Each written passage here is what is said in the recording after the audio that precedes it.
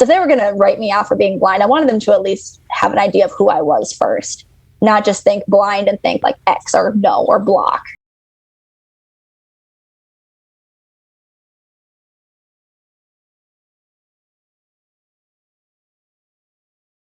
Welcome to Breaking Stereotypes with Todd and Tootsie. Today we're joined by Caitlin Goodsell, who started to lose her vision at age 22. Today, Caitlin has amassed a large following on TikTok by posting her daily experiences as someone who's legally blind.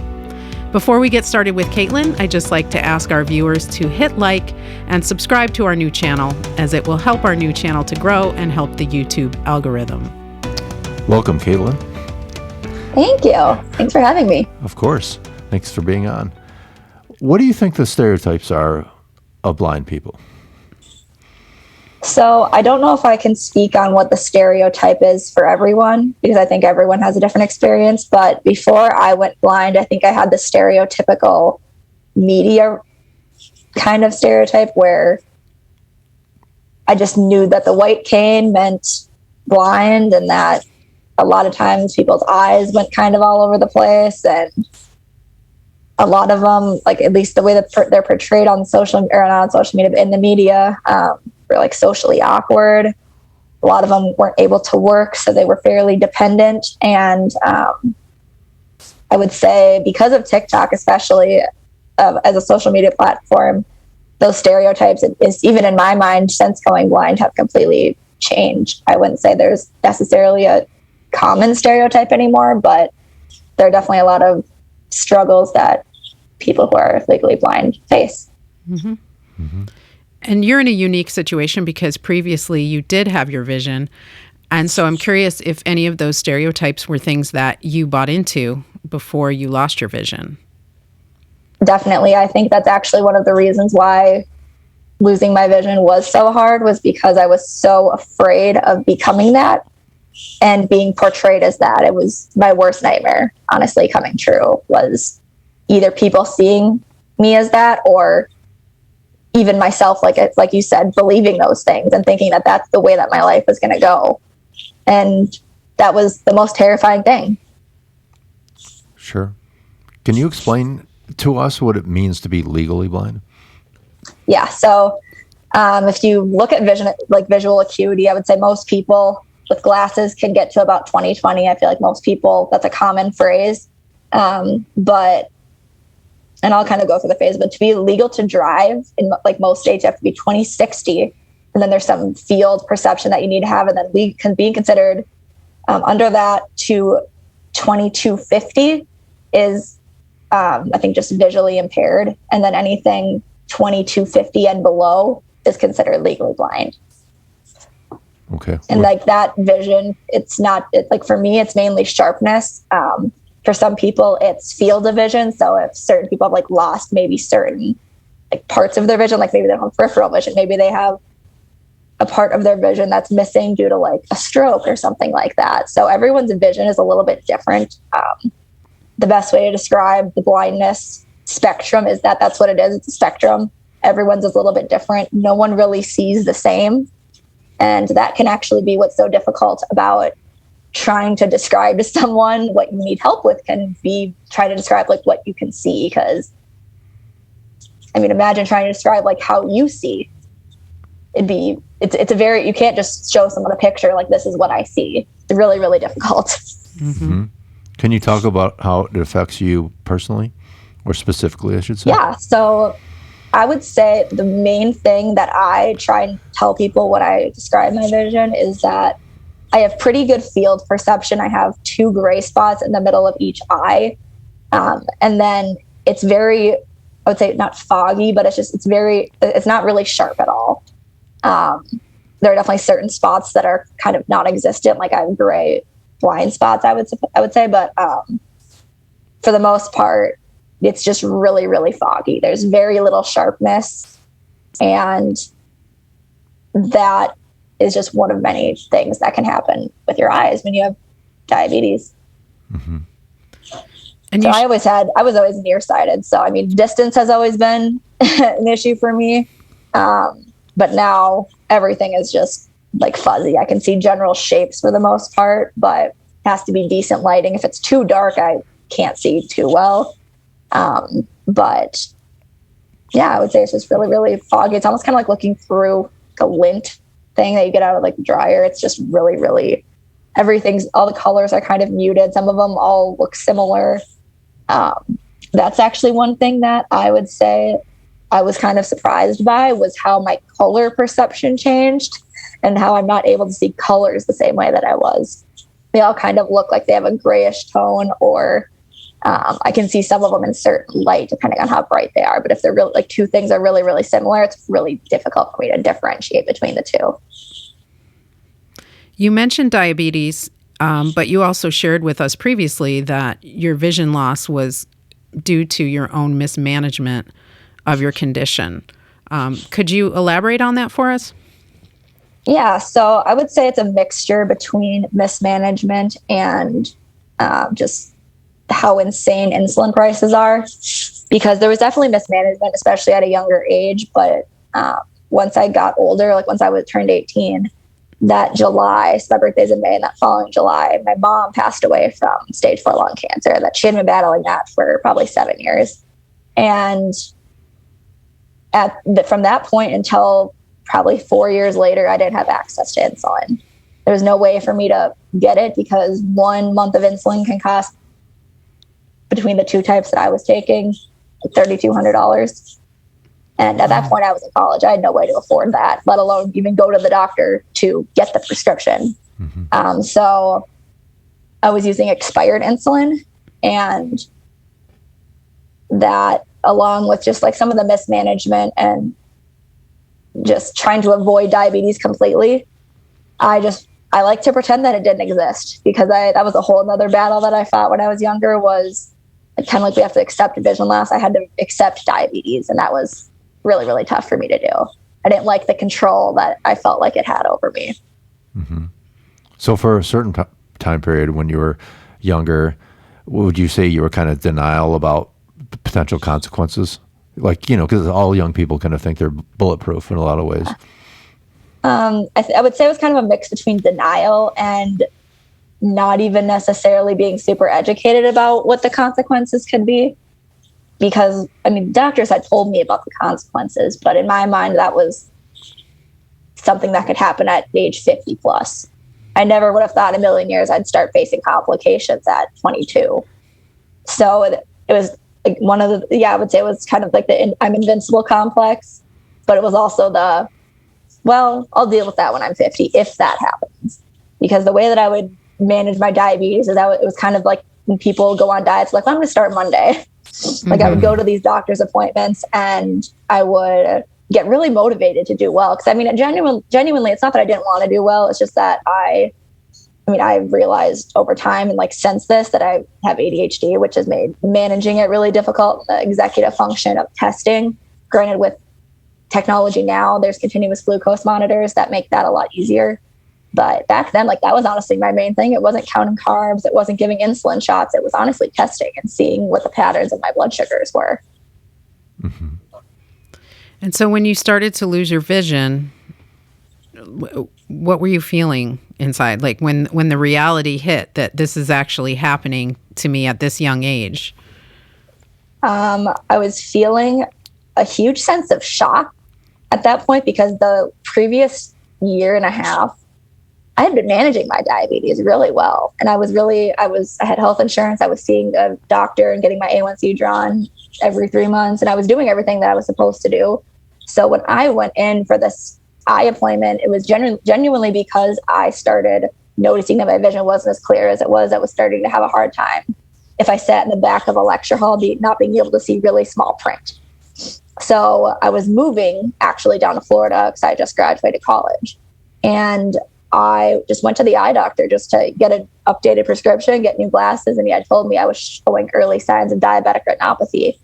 And I don't think at that moment it hit me as much, because at that point I still had it in my mind that I could go get it taken care of.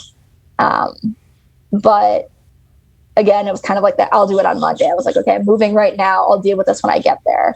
But then when I got there, I was very uneducated about how my insurance was going to work, if it was going to work because it was out of network, if I was even going to be able to see specialists.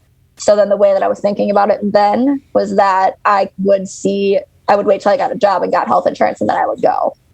Didn't realize how long that was going to take. But I would say the actual like being scared part probably happened when I saw my first floater in my eye. And if you guys don't know, floater is just a little speck in your vision. It's, in my case, it's a like popped blood vessel that is caused from abnormal blood vessels forming in your eyes. But I think that's when I realized that like this was real and that my vision was changing. Because at that point I had known my vision. Like I didn't have poor vision at that point. I think I was 20. I was still 20/60, even probably a little bit above. So I was still legal to drive. And my eye doctor, who I'd only seen once at that point, told me, like, well, if you go get this taken care of, like you can manage this. So at that point I was feeling pretty good, but I was still really scared. I was just like, this is not the best time for this to happen. I just graduated. I'm moving to college. I'm moving to Florida. I'm like, I just don't have time to deal with this. And then the longer I waited, the harder and harder it got to go in. And like the more guilt and shame I felt for the fact that I was like, wow, I did this to myself. So between the time of when he told me that to when I went in, I tried really, really hard to manage my diabetes to like a T, thinking that I could prevent the progression or like heal my body in some way. And it wasn't until I actually went in that I realized and found out that the damage that was being done to my eyes at that point was basically from what I had done to myself 10 years prior. Wow. So what I was doing in that moment wasn't even going to help. It's too late.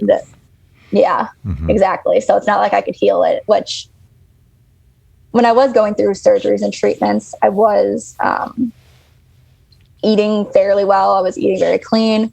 I did a plant-based diet for a little bit to try and just get all the nutrients to my eyes, because once my like friends, family, and support system found out about this, everyone was sending me diets that you can do to help heal your eyes. Me and my boyfriend at the time were looking up foods that I could eat that had the vitamins that your eyes need. And for a long time, it actually, I wouldn't say it got better, but it definitely stopped the process, and it definitely helped, but it was never going to bring my sight back, unfortunately. Was there a grieving period, and how long did it last? Yes, there was a grieving period, and so I got my first surgery. I first went to that appointment in May of 2016, got my first surgery June of 2017. And to be honest, I think sometimes I'm still grieving it. I don't think I've fully let go of my sighted self yet. And I mean, there are days where I wish I weren't blind. Like I honestly haven't lost hope that someday there could be a cure or something like that. But some days are easier than others. And I think I've learned to accept it. And the thing that I've learned about grief, that it's not linear. Like you can go through the however many stages of grief there are within the same day. One day you may feel really at peace and be very accepting. The next day you may feel angry, denial, and acceptance all in the same day or in the same hour even. So I think when you grieve anything, like I had to grieve I don't really know how to phrase this, but like I had to grieve the power I had over my body when I got diagnosed with diabetes. I had to grieve the loss of my mother when she passed away, grieving my eyesight. It's not really about it never not hurting. I think it's about learning to like live with that and learning to let it be a part of you without it controlling and overtaking you. So to answer your question, I think I'm still grieving it at times. I don't think I've fully gotten over it, but the farther and farther I get from the point where I was sighted, the less that feels like my identity in my life, because so much time has passed and those memories are kind of hard for me to remember. But once I found myself and started finding myself with vision loss and getting back into normal life and went back to school and kind of grieving the job I lost, I would say that those days are a lot easier. I don't have the same types of PTSD I probably had after, because things that would trigger after I went blind. Are there special devices that you use to read, for example, if things that assist you?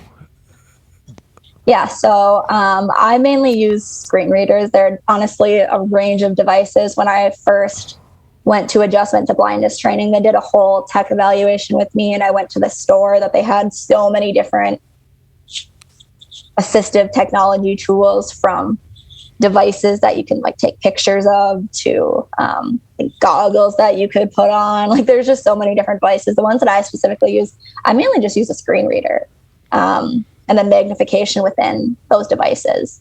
So like my phone, I use, I have an iPhone, so I use VoiceOver, and then there's a setting in there that you can turn on. It's called Zoom. So I just zoom in and magnify things on my phone. And then same way with my computer. I have some Windows computer. I don't know what it is, but I use JAWS, which is called, I think it's JAWS Access with Speech is what that stands for. So it's just another screen reader. And then again, I use Zoom Windows magnifier and just magnify things because I can still see decently enough to like navigate. And anyone who uses a screen reader will tell you that they're a little annoying. They read everything to you, and I haven't fully figured out how to customize it to where it doesn't do that. But I listen to it so quickly that by the time it reads that stuff, I'm just like on to the next thing. But those two things I would say are really, really helpful. And that's probably the most common things that people use would be screen readers and magnification. Okay. And then some people who have really low vision, especially those who have probably been blind since birth, they got trained to use Braille, which I personally never chose to use just because I'm a frustrated learner. But I know that is really helpful for people, especially if they've been blind since birth, but really for anyone. So what's it like? I don't know what you're into, but whether it comes to going to movies or sporting events or things like that, which are, you said you're nearsighted anyways. How do you view those experiences now, or is that something that you don't even kind of engage in? I still engage in those things. I mean, I haven't been to a movie recently. I did go to quite a few when I first went through surgery. I would say at that point my vision was a little bit clearer. In most movies, especially if they're mainly like auditory, I can generally tell what's on the screen. I just may not be able to tell like which specific actor or actress that is. But I mean, I still enjoy going to those things. I think, especially sporting events and stuff like that. Like I just went to a Timberwolves game with my boyfriend last week, and I would say it's kind of hard because I can't physically see what's happening. I can't see the scoreboard, so I'm asking a lot of questions. But just being a part of those environments to me is still really fun. And I mean, I grew up in a sports family. Like my dad works with athletes, and I grew up watching hockey with him. So I never was willing to give those things up, even if I couldn't enjoy them or experience them the same way. I didn't want to just give those things up just because I wasn't able to see it, because I think there's other ways that you can experience things. And for example, with movies, and especially I know Netflix does a really good job with this. I've never used it, but I see a lot of people in the blind community talk about audio description. And I mean, what that is kind of like the blind version of subtitles. It just describes to you the things that you may not be able to see. Like you can't see, it's just describing to you the things that you may need in context in order to know what's happening in that scene. Would that be? So I've never used those, but I've heard that they're pretty helpful. Okay. So it sounds like the technology is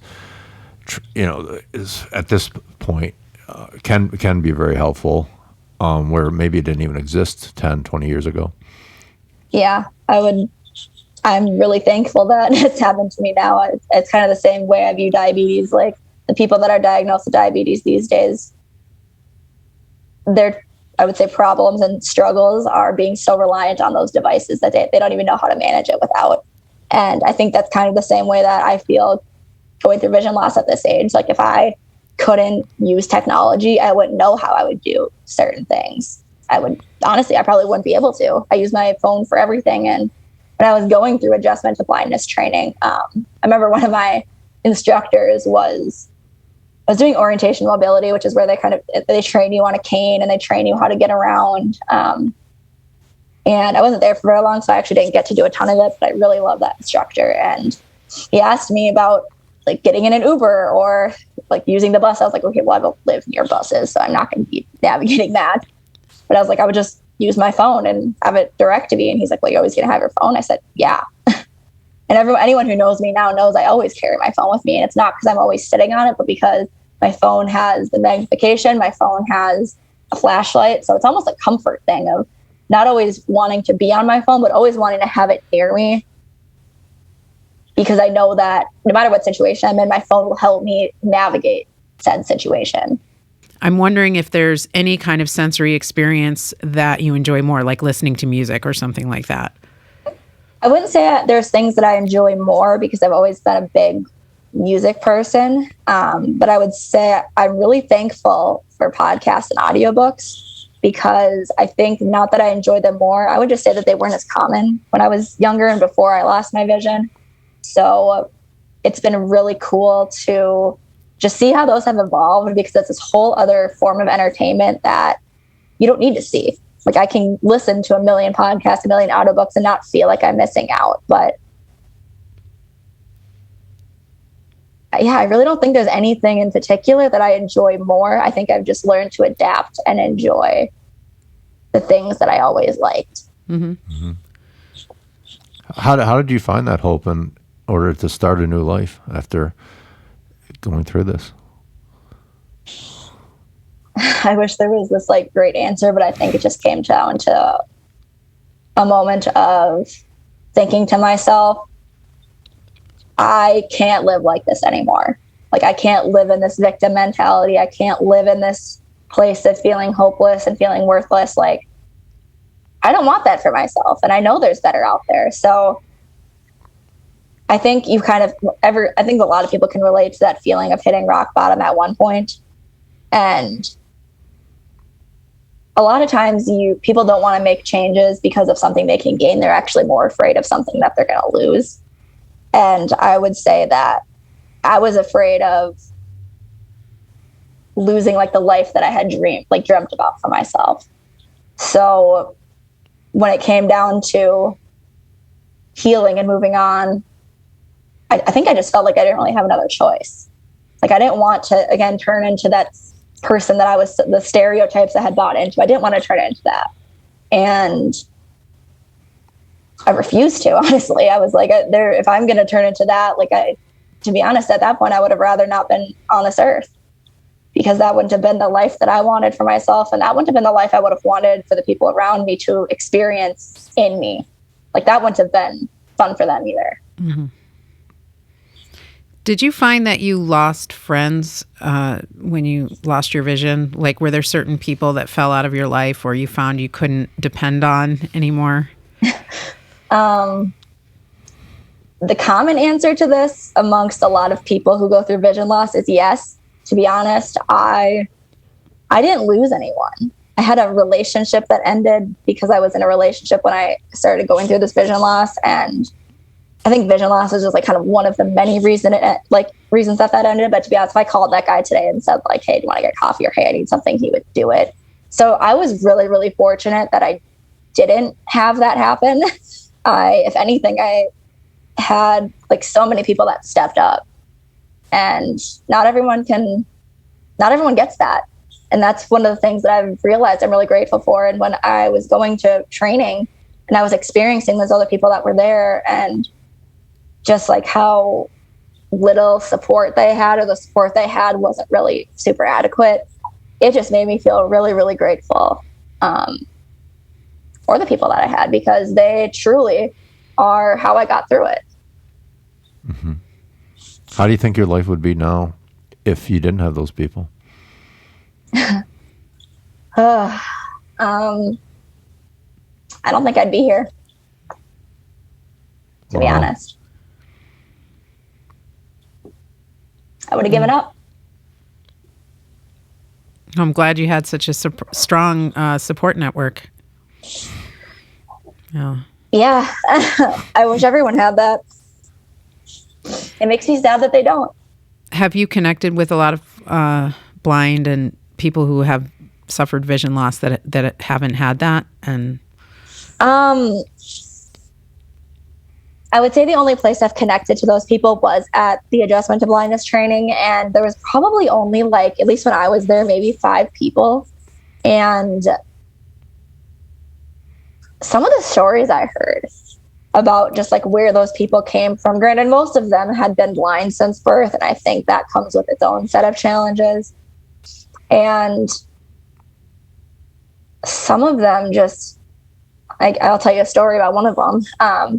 This was towards the end of when I was there, and there was a girl who was getting kicked out of her apartment because she was at this point being housed by the training facility and she was done. So she was essentially having to go back to where she lives, and her and her girlfriend didn't have someone to like pick them up, and they were trying to figure out how they could get home.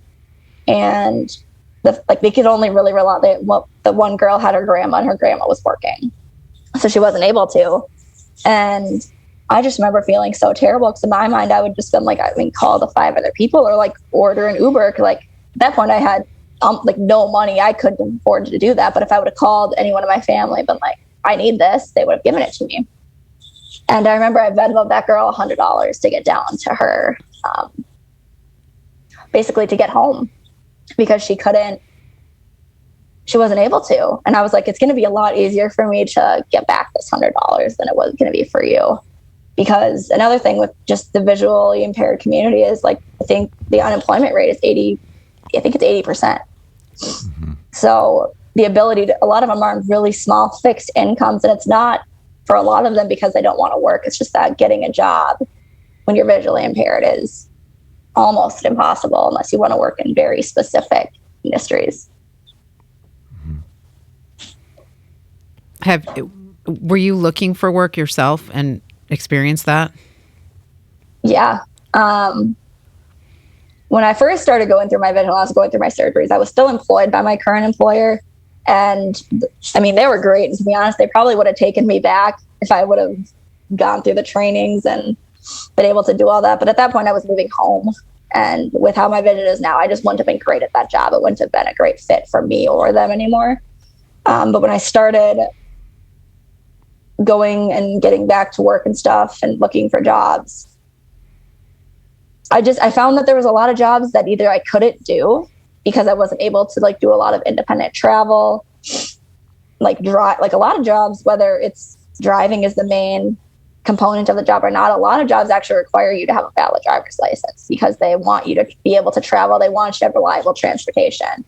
And to be honest, one of the best parts that came out of COVID is all these remote jobs now.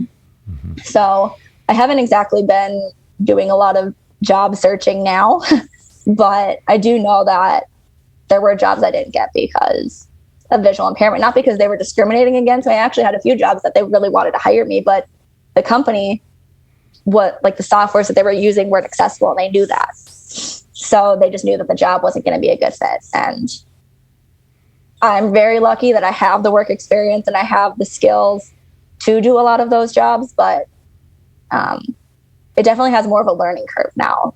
Even like the job that I had for a month before COVID, like that had a huge learning curve because that was the first full-time job I had had since vision loss. Mm-hmm. Now, I assume you qualify for disability based upon, and so is that something that you've taken advantage of, or is that something that, because I know that you're a certified health coach right now, and but I believe you're kind of still early in that process. Yeah. So I'm still really sorry. I was just going to ask, so was that something that gave you help, to kind of transition to? Yeah. So at first I was actually on long-term disability through my employer. Mm-hmm. So I didn't initially go on disability through the government. I was on long-term disability through Under Armour for probably a year. And I actually found out last year that I was still receiving checks from them. I just had no idea for the difference that I was getting through the government. But I do use it. And I actually use it not just mainly for financial reasons, but mainly for health insurance. Because when you're on disability, you're also able to be on Medicare or Medicaid. Mm-hmm. And as a diabetic, I need health insurance. I can't not have it. But my goal long term is to not be on disability and just not really have to deal with that, because it's not a fun experience. A lot of people don't make a lot of money on disability. People have this, I think, misconception that you can live off that income. You definitely can't. Mm-hmm. It honestly, for a college student at best, it would be livable. So I know you're a certified health coach and you live on your own in an apartment where a lot of things are nearby that, you told us you keep to a tight radius with certain things, you have stores nearby and the gym and things like that. How self-reliant do you feel now? I would say I'm probably 95% self-reliant. I mean, my boyfriend actually is in the process of moving in right now, so that's definitely a lot more convenient because, I mean, he can drive. So if we ever really need to go anywhere, like I feel it's just a little more accessible. But I'm really glad that I had these 3 years of living on my own to not be so dependent on someone else and just know that, like, if someone can't drive me somewhere or go get groceries with me, that I know how to do those things. And I mean, I would say I'm 95% self-reliant when it comes to like daily living. Like, I mean, I do all of our cooking and Mm-hmm. stuff like that. I mean, the only thing that I'm not great at, which I was never great at, was cleaning. And I mean, it's just because you need to see to sometimes know how clean you're getting something. And if that's the worst thing that I can't do other than driving, then I would say I'm doing pretty well. Yeah, that's a great thing to not do. Yeah, I'm like, he's like, I'll clean. I'm like, perfect. I'll cook and you clean. Yeah. Since you don't use a cane, how do people know you're blind? They don't unless I tell them. That's, I would say, one of the biggest struggles. And So if I you're actually at made a TikTok video so on if you're- this. Oh, did you? Oh, I didn't see it. So if No, you're at the I gym, just- for example, like this, obviously people, I would speculate would, think that you do have vision. And so it's one of those things where, have there ever been like an awkward situation where you walked in front of somebody's path or, something like that, and then you kind of had to explain yourself? I would say if there's an awkward situation, more often than not, I'm not aware of it. Or if I am, I'm like, oh, sorry. And they're like, it's something that really anyone could have done. Okay. I wouldn't say I've ever had anything happen to where it looks like, wow, I'm blind. I mean, if it comes up, I'm just like, oh, I'm so sorry. Like, I'm legally blind. And that's why that happened. And most people are like, oh, okay. Mm-hmm. But I would say for the most part, I mean, if I need help with someone or if I need help with something, I normally just like tell that person. And sometimes they'll ask questions. More often than not, I would say they just kind of get confused. And that's, I would say, one of the benefits of using a cane is that's just kind of a visual indication. Like, I'm legally blind and most people know what that means. But personally, I've just never chosen to use one. And part of it is stubbornness. Mm-hmm. Part of it is... Do you feel like there's a stigma around it? Yeah. I don't want the attention of it. And I think I've gotten a lot of shame from other people for not doing that. And I mean, I actually, again, I had a lot of comments in this video because I just said, like, I choose not to use a cane. And to be honest, the main reason I don't is because I have enough vision where I don't need it enough.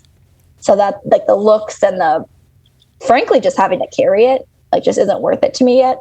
And I was actually comforted because there were quite a few people who said in my comments that they didn't start using one until they have to, or that they use it part-time in certain situations. And I think if I ever graduated to using one, it would just be on a part-time basis, unless my vision got significantly worse, because I would say there's definitely a stigma around it. And I mean, people just automatically, I mean, you see someone walking around with white sticks and people are naturally going to look whether there's judgment behind them or not.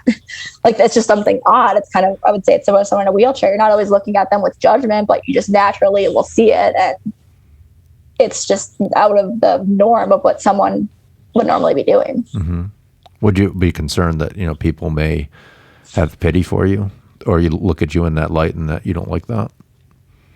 I don't know if it's a pity thing. I think a lot of it would have to do with more of the fact, I think they would feel uncomfortable. I think that cane makes people feel uncomfortable. It also causes people to ask questions. And as much as I don't mind talking about vision loss, I like that without a cane, I have a little more control about when and if I choose to talk about it. Mm-hmm. I never wanted to be known as like, oh, that blind girl.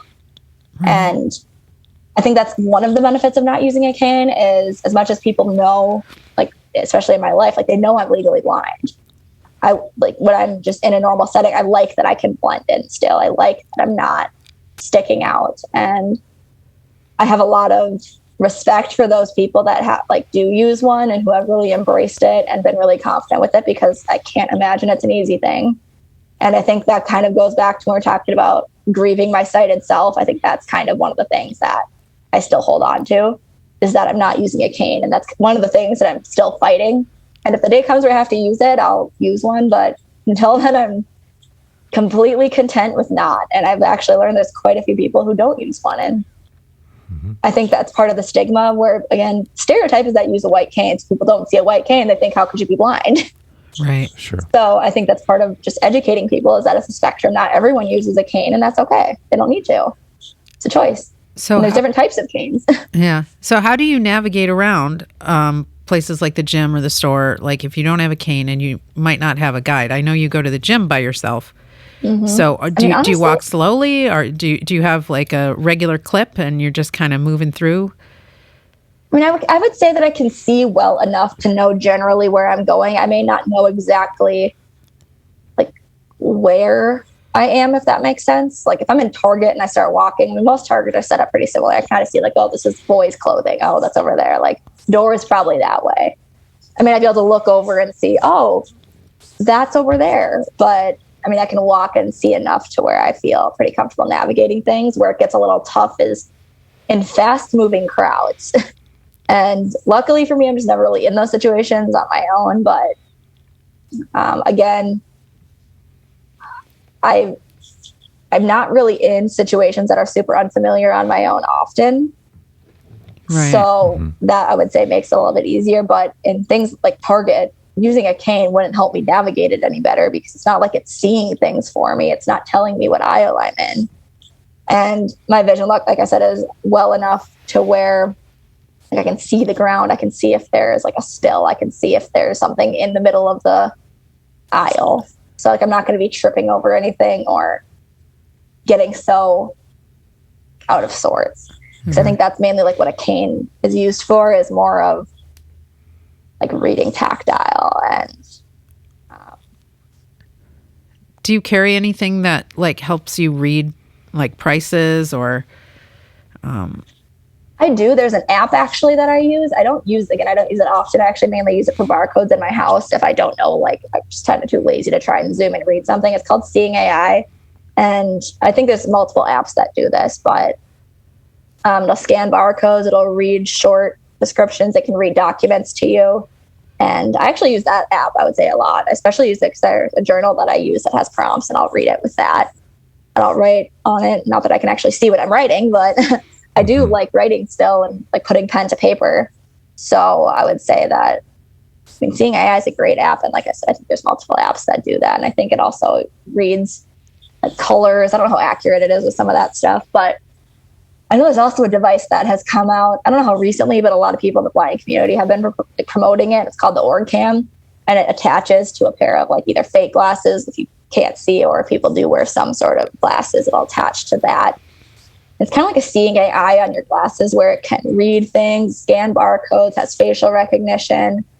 So I think that's actually pretty cool. I don't think it's something I would use super often, but one of my friends has it. And I think for like navigating menus and being able to kind of jump around and read headings, I think something like that is super helpful, because reading menus is probably one of the things that I just genuinely miss. And that's, yeah, I'm really glad that COVID made a lot of people put QR codes so I could just listen to them on my phone. Mm-hmm. Yeah, that's kind of lead into our next question, which is, what do you miss the most about your old life? Driving. Okay. Yeah. I mean, it's not, I think some people who lost their vision, like they never liked to drive, or some people never got to drive. Like I used to love driving. I used to be my meditative state. I always loved the freedom. I always just like never was an anxious driver. I just genuinely loved it. So giving up that was honestly probably one of the hardest things, because like my sister, for example, is a really anxious driver. And for a long time, like she would complain about driving, and I would just sit there like, like it would have been a lot easier if you were the one to go blind, because I like to drive.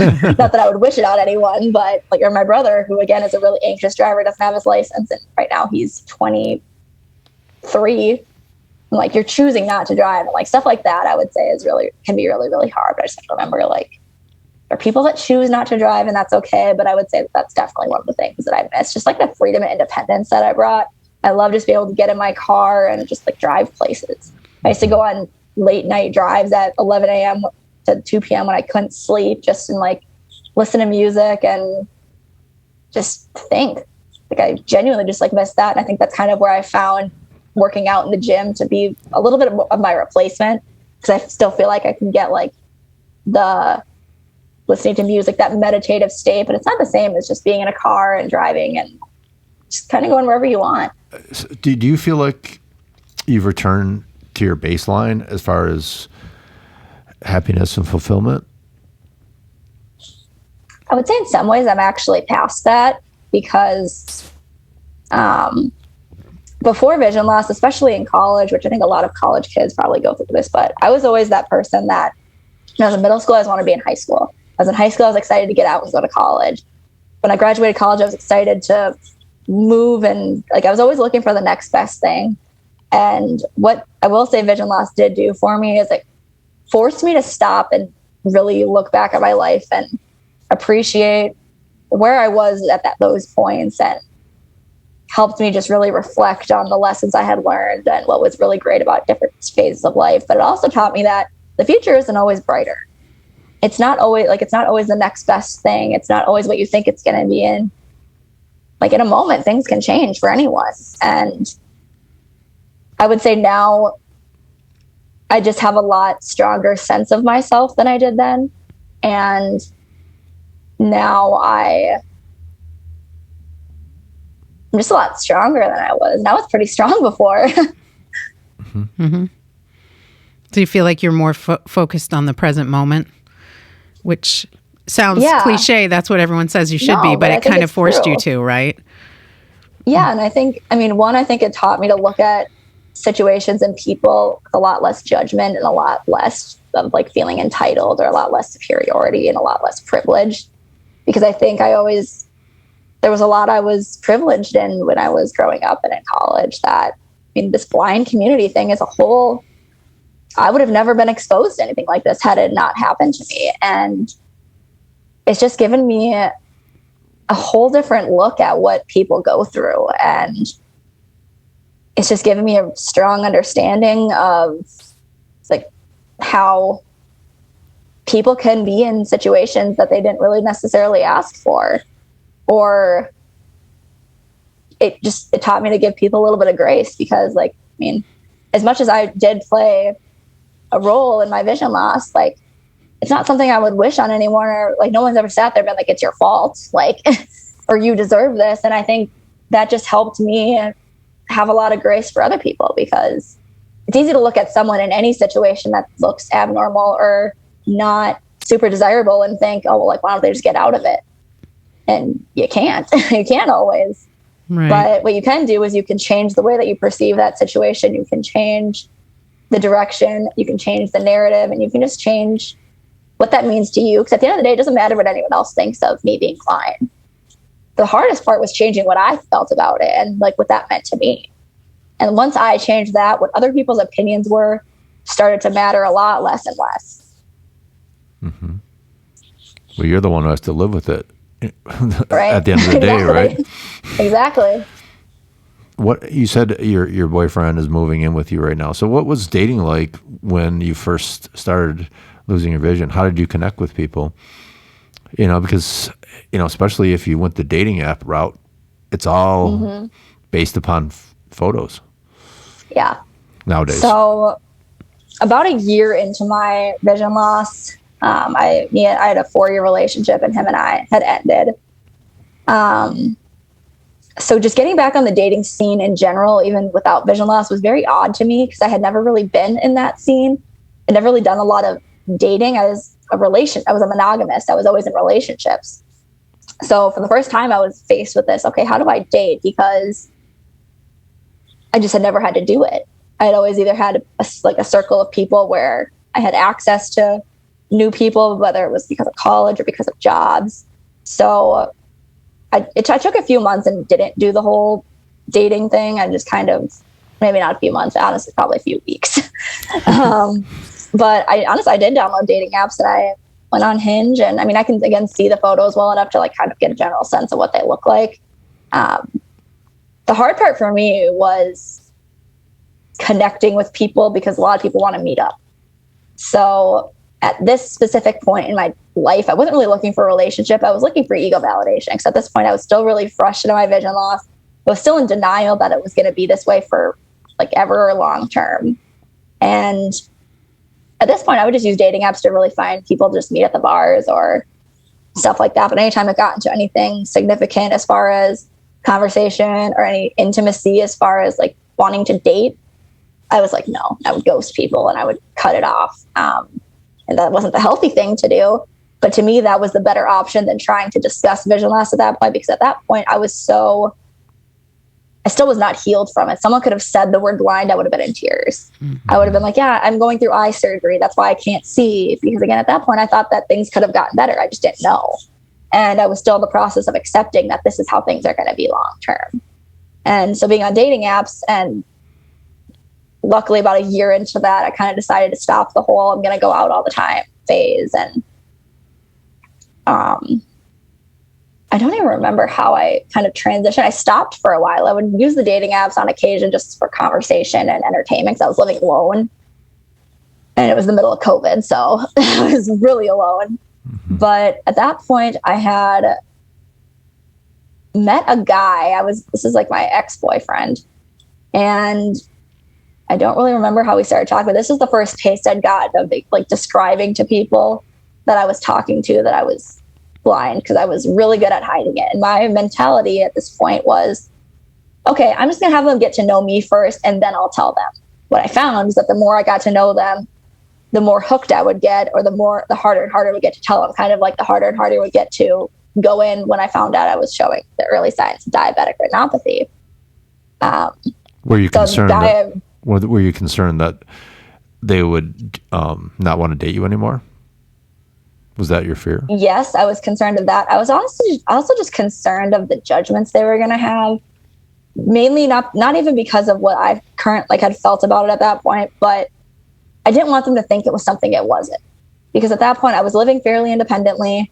The only thing I really hadn't had at that point was a career, which, I mean, that's pretty important. But I also had faith in myself that I would get that. So I was honestly just afraid that they weren't gonna have faith in me, or that they were gonna let that be a deal breaker when it didn't need to be. More so because of ignorance and not being aware of what that meant. Mm-hmm. Because again, I knew what sighted people potentially thought of the stereotypical blind person. So if they were going to write me off for being blind, I wanted them to at least have an idea of who I was first, not just think blind and think like X or no or block. Mm-hmm. Yeah. That would have been a good litmus test, right? You know, if you had really gotten to know someone, then they said, "Oh, you have suffered from blindness, so no, thank you." Do you know what I mean? To be honest, there was a few guys that I got like pretty not like involved with, but I would go on a few dates with, and I wouldn't tell them. And then when I did, there were some of them that like they wouldn't mind it, but I still didn't like the way they not react, but the way that they addressed things day to day.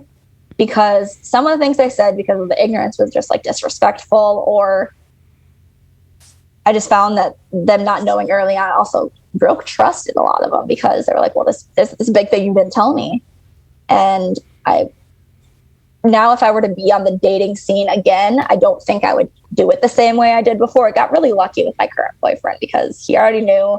We had mutual friends, and I met him or reconnected with him not long after my last relationship ended.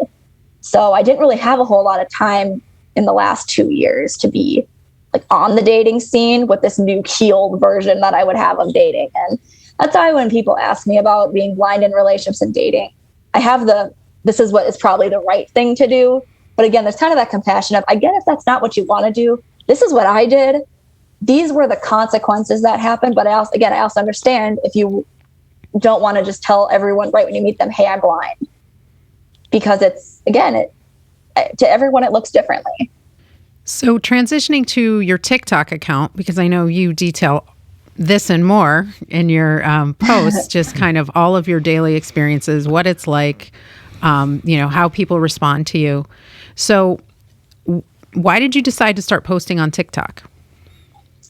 I've always been really big into social media, even before vision loss. I've always loved taking pictures. I've always been really big on like Facebook and Instagram. Like I've just really liked it. It was always just a creative outlet for me. So when TikTok came along, I saw how, not really like how people were blowing up, but I just saw the types of content people were posting. I thought it was really compelling. And at this point, I didn't really know what type of content I wanted to make. If you look really early on, it's such a random stuff. I would post like, oh, I was in Hawaii, this is where I went, or I would post this certain thing about diabetes. And looking back at social media strategy now, I realized that the people that really got big were people that were in a niche and actually strategized for the most part.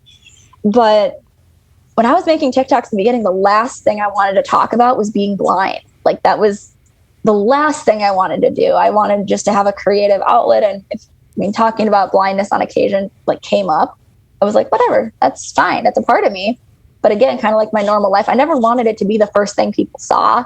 But then when I started making content about being blind, that's when people started liking it. And that's when it just found this whole niche of people. And it's kind of like, okay, I got to give the people what they want. And it's anytime I still try and stray from that type of content to something else, it just tanks.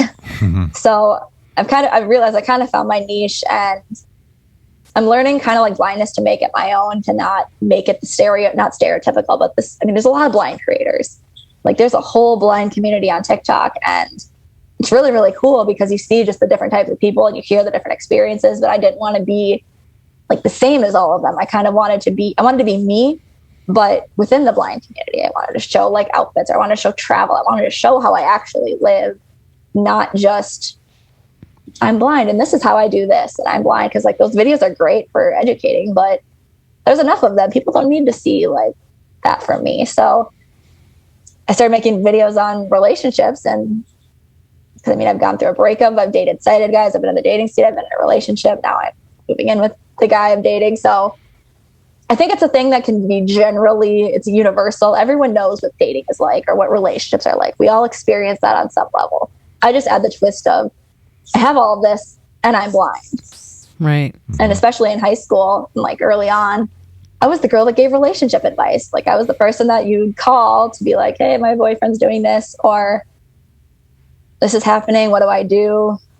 And it's just kind of natural to transition to that. I don't know why I didn't think of it sooner. Probably because at that point I didn't really have a dating life, but it's been cool to put my own touch and twist on dating and being blind, and show like that. My whole blog series earlier on was like proof blind people live normal lives, because again, there's those stereotypes of what do they do?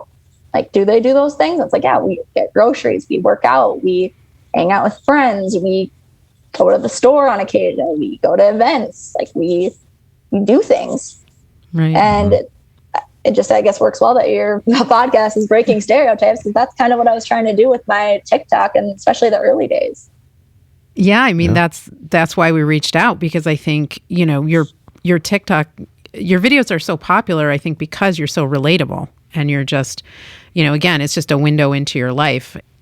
Right. And again, the educational content, like it does well, and like people really enjoy it. And I think it's good to educate people about just like how people who are especially like really like who are like very, very blind and have very limited vision, it is good for them to see like how people do those things. And again, that's what's kind of cool about all these different blind creators is there's all these different like races, ethnicities, personalities, and cultures. And it's just so cool to see, again, that blindness doesn't have stereotypes. And that's there was a big thing probably like last year, a year and a half ago, that when people asked me, or I'd say I was blind, a lot of people get this comment is they say you don't look blind. And so there was a whole video going around that a few of the bigger creators made at that time, just being like, this is what blind looks like. And just all these different types of people, just showing that there doesn't look like one type of person. It looks like it could be anyone. Like I show people, I'm like, yeah, I'm a Lulu wearing, like Starbucks drinking health and wellness coach. Like, would you think I'm blind? Probably not. Like, that's not what you think of when you think of a blind girl.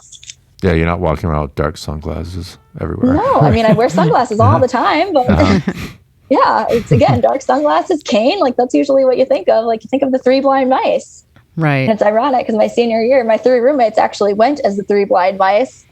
My senior year, and looking back at it, I'm just like, huh, that was kind of foreshadowing, wasn't it? Do you ever? And you have so many videos that I haven't been able to watch all of them. Do you send the message to people who have diabetes, for example, who are in the early stages of it, about your experience and, kind of, I don't want to use the word warn, but, make it a point to say, like, figure out how to take care of this one way or the other, because potentially in your case, it could have been preventable, correct? Yeah. I've done it on occasion. I think I should probably do it more than I do, because it is a big message that I do want to send to people. But that's also kind of why I became a health coach, because originally when I got the certification, my goal was to work with type 1 diabetics, because I went through a diabetic health coaching program the summer after I lost my job in 2020. So summer of COVID, I went through a program, and I'd been a diabetic for, at that point, 15 years. And I learned more in those 3 months than I had ever learned from any of my doctors, any of the diabetic educators, any of the nutritionists. And I just realized, like, how much goes into diabetes that we're not taught, and that it's not talked about, like how shameful diabetes can feel. Because when I was going to doctors, they'd ask me, like, oh, are you ashamed of your diabetes? And I remember thinking, like, I'm not really ashamed of being a diabetic. So I would say no, but there was a lot of shame surrounding, like, my numbers, or surrounding how I was managing it, or surrounding just like all these different aspects that go into diabetes that had nothing to do with, like, actual being a diabetic. Like, I had no problem saying I'm a diabetic, giving an insulin shot, or having my pump show. Like, that just never bothered me. But no one ever asked me, like, well, how do you feel when these numbers, like, aren't that great?